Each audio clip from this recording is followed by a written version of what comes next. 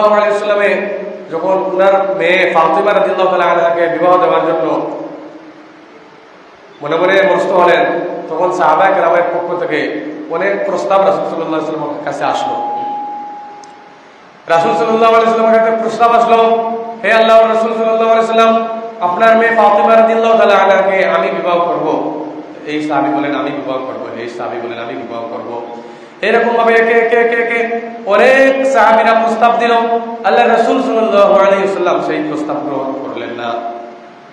মসজিদের পাশে আলী রাদিয়াল্লাহু তাআলা আনহু বসে আছেন, লজ্জায় মুখ খাড়া করতে পারতেছেন না। আলী রাদিয়াল্লাহু তাআলা আনহু নিচের দিকে তাকিয়ে বসে আছেন।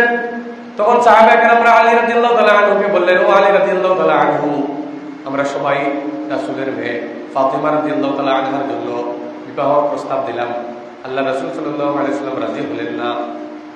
ও আলী, তুমি যাও রাসূল সাল্লাল্লাহু আলাইহি ওয়াসাল্লামের কাছে গিয়ে তুমি রাসূলের মেয়ে ফাতিমার জন্য বিবাহের প্রস্তাব দাও। আলী রাদিয়াল্লাহু তাআলা আনহু বললেন, আমার দ্বারা সম্ভব হবে না, আমার দ্বারা সম্ভব হবে না। সাইয়্যিদুল মুরসালিন, সাইয়্যিদুল কাউনাইন ওয়াস সাকালাইন, সাইয়্যিদুল আম্বিয়া মুহাম্মদুর রাসূলুল্লাহ সাল্লাল্লাহু আলাইহি ওয়াসাল্লাম, দু জাহানের বাদশা নবীর মেয়ে বিবাহ প্রস্তাব দেওয়া আমার পক্ষে সম্ভব নয়, আমি পারবো না। উনি লজ্জায় তলের দিকে নিচের দিকে মুখ দিয়ে রাখছেন। তখন কিছু সাহাবায়ে কেরাম আলী রাদিয়াল্লাহু তাআলা আনহুর ব্যাপারে নবী করিম সাল্লাল্লাহু আলাইহি ওয়াসাল্লামকে বললেন। নবী করিম সাল্লাল্লাহু আলাইহি ওয়াসাল্লাম বললেন, ঠিক আছে ঠিক আছে, আমি আমার মেয়ে ফাতিমাকে আলী রাদিয়াল্লাহু তাআলা আনহুর কাছে বিবাহ দিতে রাজি আছি। সুবহানাল্লাহ। আলী ছিলেন তৎকালীন গরীব একজন লোক, অত্যন্ত গরীব ছিলেন। আমি একটু পরে উনার উদাহরণ দিতেছি। এত গরীব ছিলেন যা বর্ণনা করলে চোখে পানি চলে আসবে। যখন আলী রাদিয়াল্লাহু তাআলা আনহুর সাথে ফাতিমা রাদিয়াল্লাহু তাআলা আনহার বিবাহ শাদী হলো, বিবাহ শাদী হওয়ার পরে ফাতিমা রাদিয়াল্লাহু তাআলা আনহা যখন আলী রাদিয়াল্লাহু তাআলা আনহুর ঘরের মধ্যে ঢুকলেন, ঢুকার পরে আলী রাদিয়াল্লাহু তাআলা আনহুর ঘরের দিকে তাকিয়ে চারটি জিনিস দেখলেন। ছোট্ট একটি বিছানা দেখলেন, ছোট্ট একটি বালিশ দেখলেন। একটি বিছানা, একজন ব্যক্তি শুইলে দুইজন শোয়ার কোনো জায়গা নাই। একটি বালিশ, একজন লোক যদি মাথা দিয়ে শোয় তাহলে দুইজন ব্যক্তি শুইতে পারবে না। একটি মাটির পেয়ালা, একটি চামড়ার পেয়ালা, এই চারটা জিনিস পেলেন ফাতিমা রাদিয়াল্লাহু তাআলা আনহা। এই চারটা জিনিস পেয়েও তিনি সন্তুষ্ট হয়ে গেলেন। আলী রাদিয়াল্লাহু তাআলা আনহুকে বললেন, আমি আপনার প্রতি সন্তুষ্ট আছি। আমার বাবা যেহেতু আপনার কাছে আমাকে বিবাহ শাদী দিয়েছেন, আমি আপনার প্রতি সন্তুষ্ট আছি। ও আমার মা ও বোনেরা, আজকে আপনারা মার্কেটে যাওয়ার পরে কাপড় কেনার জন্য পাগল করা হয়ে যান। আপনার ঘরে কি পালং নাই? আপনার ঘরে আলমারি নাই? আপনার ঘরে কি বিছানা নাই? আপনার ঘরে কি বেড নাই? আপনার ঘরে কি জাজিম নাই? ফাতিমা রাদিয়াল্লাহু তাআলা আনহা এমন করে সংসার করলেন, এমন করে জীবনযাপন করলেন, যার ঘরের মধ্যে বিছানা ছিল না, যার ঘরের মধ্যে আলমারি ছিল না, পালং ছিল না, বেড ছিল না, জাজিম ছিল না, ওয়ার্ডরোব ছিল না, কোনো কিছুই ছিল না, চারটি জিনিস ছিল। তারপরেও তিনি আলী রাদিয়াল্লাহু তাআলা আনহুর উপরে 100% সন্তুষ্ট হয়ে বললেন, ও আলী রাদিয়াল্লাহু তাআলা আনহু, আপনি মনে মনে বেজার হবেন না, মনে করবেন না যে আমি ফাতিমা হয়তো আপনার উপরে অসন্তুষ্ট হয়ে গেছি। না না না না না না, আপনি আমার স্বামী, আপনার সন্তুষ্টিতে আমার সন্তুষ্ট। আপনি যদি আমার উপর রাজি আর খুশি থাকেন তাহলে দুনিয়াতে আর আমার কিছু লাগবে না। এই দুনিয়ার জমিনে আমি রাজা বাদশাহ হওয়ার জন্য আসি নাই। এই দুনিয়ার জমিনে আমি দালান কোঠা বালাখানার জন্য আসি নাই। এই দুনিয়ার জমিনে আমি গাড়ি বাড়ি করার জন্য আসি নাই।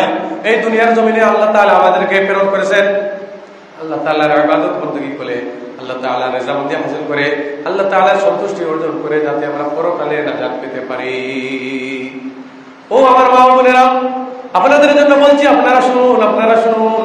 আলী রাদিয়াল্লাহু তাআলা আনহুর ঘরে চারটি জিনিস ছিল, আমি বারবার বলতেছি। এক নম্বরে ছোট্ট একটা বিছানা ছিল, ছোট্ট একটা বালিশ ছিল, একটি মাটির পাত্র ছিল পানি খাওয়ার জন্য, আর একটি চামড়ার পাত্র ছিল। এই চারটি জিনিস ছাড়া আর কিছুই ছিল না। সেই চারটি জিনিস পেয়েও ফাতিমা রাদিয়াল্লাহু তাআলা আনহা সন্তুষ্ট চিত্তে আলী রাদিয়াল্লাহু আনহুকে বললেন, ও আলী, আমি আপনার উপরে সন্তুষ্ট আছি, যা আছে আলহামদুলিল্লাহ। আলী রাদিয়াল্লাহু তাআলা আনহু করে এক ওয়াক্তের খাবার খেলে 2 ওয়াক্তের খাবার ছিল না, 3 ওয়াক্তের খাবার ছিল না, 1 দিন 2 দিন 3 দিন পর্যন্ত উপোস রয়েছেন। তারপরেও সন্তুষ্ট চিত্তে স্বামীর প্রতি সন্তুষ্ট ছিলেন। আজকে যদি স্বামী বাজার করে না দেয়, মার্কেট করে না দেয়, কাপড় কিনে না দেয়, ঈদ শপিং করে না দেয়, তাহলে স্বামীর প্রতি অসন্তুষ্ট হয়ে যায়। মহিলারা বলাবলি করতে থাকে, সারাটা বছর তুমি কি দিয়েছো আমাকে, কি দিয়েছো? সারাটা বছর আমাকে সুন্দর একটা শাড়ি দিতে পারো নাই, সুন্দর একটি সেট দিতে পারো নাই, সুন্দর একটি কাপড় দিতে পারো নাই। আমি তোমার ঘর করতেছি 5 বছর থেকে 10 বছর থেকে, কিন্তু অন্য কোনো মহিলা হলে তোমার ঘরে থাকতো না। এরকম কথা দেয় স্বামীকে। ও আমার মা ও বোনেরা, আপনারা যদি আপনার স্বামীকে অসন্তুষ্ট করে ফেলেন তাহলে জান্নাত পাবেন না।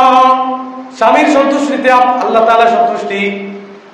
স্বামী যদি আপনার উপরে সন্তুষ্ট হয়ে যায় তাহলে আল্লাহ তাআলা আপনার উপরে সন্তুষ্ট হয়ে যাবে। তাই আলী রাদিয়াল্লাহু তাআলা আনহু ও ফাতিমা রাদিয়াল্লাহু তাআলা আনহার ঘটনা থেকে আমরা জানতে পারলাম, আমরা বিপদে আপদে ধৈর্য ধারণ করব। আমাদের টাকা পয়সা নাই, ধৈর্য ধরব। আমাদের মাল নাই, ধৈর্য ধরব। আমাদের অর্থবিত্ত নাই, ধৈর্য ধরব। আমাদের ঘর বাড়ি নাই, ধৈর্য ধরব। আমাদের খাবার নাই, আমরা ধৈর্য ধরব। বিপদে আপদে বালা মুসিবতে আমরা সবসময় আল্লাহ তাআলার উপরে তাওয়াক্কুল করে আল্লাহ তাআলার উপর সন্তুষ্টি অর্জন করব। আল্লাহ তাআলা যদি আমাদের উপর সন্তুষ্ট হয়ে যান তাহলে এই দুনিয়ার জমিনে আর কিছুই লাগবে না। সম্মানিত উপস্থিতি, আলী রাদিয়াল্লাহু তাআলা আনহু বিবাহ শাদী করার পর অনেক দিন চলে গেছে। যাওয়ার পরে হাসান রাদিয়াল্লাহু তাআলা আনহু, হুসাইন রাদিয়াল্লাহু তাআলা আনহু যখন এই দুনিয়ার জমিনে আগমন ঘটলো, একে একে একে একে একে যখন বড় হতে লাগলো, বড় হওয়ার পর আল্লাহ রাসূল সাল্লাল্লাহু আলাইহি সাল্লাম কিছুদিন পর যখন ইন্তেকাল ফরমাইলেন, আল্লাহ রাসূল সাল্লাল্লাহু আলাইহি সাল্লামের ইন্তেকাল পরে ফাতিমা রাদিয়াল্লাহু তাআলা আনহা 6 মাস পরে উনি ইন্তেকাল ফরমাইলেন। ইন্তেকালের পূর্বে যখন ওনার শরীরে গায়ের তাপ জ্বর উঠছে, ওঠার পরে আলী রাদিয়াল্লাহু তাআলা আনহু বললেন, ও ফাতিমা তোমার কি হয়েছে? ফাতিমা বললেন, না আমার কিছু হয় নাই। বলে, তোমার গা জ্বলে যাচ্ছে, তোমার শরীর এত গরম কেন? ফাতিমা বললেন, ও প্রাণের প্রিয় স্বামী আলী রাদিয়াল্লাহু তাআলা আনহু, আমার হয়তো মৌতের ঘন্টা বেজে গেছে, হয়তো এই দুনিয়ার জমিনে আর আমি থাকবো না, এই দুনিয়ার জীবন আমার শেষ করতে চলেছে। আলী রাদিয়াল্লাহু তাআলা আনহু বললেন, ও ফাতিমা আমি তোমাকে সুন্দর একটি কাপড় দিতে পারি নাই, আমি তোমাকে সুন্দর একটি ঘর উপহার দিতে পারি নাই, তোমার মন মতো আমি কিছু করতে পারি নাই, তোমাকে সঠিক মতো লালন পালন করতে পারি নাই, যেভাবে তোমার সেবা যত্ন ভরণ পোষণ করার কথা সেভাবে আমি কোনো কিছু করতে পারি নাই। তুমি যদি আমার উপর অসন্তুষ্ট থাকো তাহলে তুমি মারা গেলেও আমি শান্তি পাবো না। ফাতিমা রাদিয়াল্লাহু তাআলা আনহা বললেন, ও প্রাণের প্রিয় স্বামী আলী রাদিয়াল্লাহু তাআলা আনহু, আমি আপনার উপর সন্তুষ্ট আছি, আপনার উপর সন্তুষ্ট আছি, আমি আপনার উপর বেজার না, রাগ না। আমার মৌতের ঘন্টা বেজে গেছে, আমি চলে যাব, আমি চলে যাব। তখন আলী রাদিয়াল্লাহু তাআলা আনহু ফাতিমাকে বললেন, কেমন কথা বলো তুমি, কেমন কথা বলো? তখন ফাতিমা বললেন, ও প্রাণের প্রিয় স্বামী, তুমি কি দেখো নাই আমার বাবা যখন মারা যান ইন্তেকালের পূর্বে আমার কানে কানে আমাকে একটি কথা বলেছিলেন, সেই কথাটি হলো, ও ফাতিমা, ও ফাতিমা, প্রাণের প্রিয় ফাতিমা, আমি চলে যাচ্ছি, তুমি কন্দল করো না। আমি চলে যাওয়ার পরে সর্বপ্রথম তুমি আমার সাথে এসে সাক্ষাৎ করবে। তাই আমার মৌতের ঘন্টা বেজে গেছে, আমি চলে যাব, চলে যাওয়ার সময় এসে গেছে। আলী রাদিয়াল্লাহু তাআলা আনহু, আপনি আমার দুটি ছেলেকে দেখে রাখবেন, হাসাইন আর হুসাইন রাদিয়াল্লাহু তাআলা আনহুকে দেখে রাখবেন। তখন আলী রাদিয়াল্লাহু তাআলা আনহু চিন্তা করলেন, এমন একজন জীবন সঙ্গী পেলাম, কোনোদিন কাপড়ের জন্য বললো না, কোনোদিন মার্কেটের জন্য বললো না, কোনোদিন ঘরের জন্য বললো না, একদিন 2 দিন 3 দিন, 1 হোক 2 হোক 3 হোক খুশ রয়েছে, তারপরে অসন্তুষ্ট হয় নাই, এমন একজন বিবির সংসার করলাম। তখন আলী রাদিয়াল্লাহু তাআলা আনহু বিবির জন্য সন্তুষ্ট হয়ে আল্লাহর কাছে বললেন, ও আল্লাহ, আমার বিবির জন্য, আমার বিবি ফাতিমা রাদিয়াল্লাহু তাআলা আনহার জন্য আমি সন্তুষ্ট হয়ে গেলাম, আল্লাহ আপনিও সন্তুষ্ট হয়ে যান। তখন ফাতিমা রাদিয়াল্লাহু তাআলা আনহা যখন মারা যাবেন, মারা যাওয়ার পূর্বে আলী রাদিয়াল্লাহু তাআলা আনহুকে বললেন, ও আলী, আমি মারা যাব, মারা যাওয়ার পরে এলান করতে পারবে না, কাউকে বলাবলি করতে পারবে না, লোক সমাগম করতে পারবে না, 2-4 জন লোক থাকলে কোন রকমের জানাজা পড়ে আমাকে মাটিতে দাফন করে দিবে। তখন আলী রাদিয়াল্লাহু তাআলা আনহু বললেন, এ কেমন কথা? ফাতিমা বললেন, ও আলী, যদি কোনো লোক আসে, কোনদিন আমার হাসান আর হুসাইন ছাড়া, আমার বাবা ছাড়া আর আপনি ছাড়া 4 জন পুরুষ ছাড়া আমাকে কোনদিন কোনো পুরুষে দেখে নাই। আমি লম্বা ছিলাম না বাটি ছিলাম, চিকন ছিলাম না মোটা ছিলাম, এই 4 জন পুরুষ ছাড়া কোনদিন আমাকে কোনো পুরুষে দেখে নাই। 2 জন পুরুষ হলেন আমার ফরজন, আমার ছেলে হাসান আর হুসাইন, একজন হলেন আমার প্রিয় স্বামী, আরেকজন হলেন আল্লাহর রাসূল সাল্লাল্লাহু আলাইহি ওয়াসাল্লাম প্রিয় বাবা। এই 4 জন পুরুষ ছাড়া আমাকে আর কেউ দেখে নাই। আমি চলে যাব, মারা যাব, মারা যাওয়ার পরে যদি আপনি এলান করেন তাহলে লোক সমাগম চলে আসবে, আসার পরে কাফন পরিধান করার পরে ও দেখতে পাবে আমি কেমন লম্বা ছিলাম, কেমন আমার গা ছিল। খবরদার কাউকে আলাদা করা যাবে না, এইরকমের ছিল পর্দা ছিল ফাতিমা রাদিয়াল্লাহু তাআলা আনহার মধ্যে। আজকে আমাদের কি হলো, আমরা পর্দা পোষণ করতে পারি না, পর্দা মেনে চলাফেরা করতে পারি না, যেভাবে ইচ্ছা সেভাবে আমার জীবনকে পরিচালনা করি।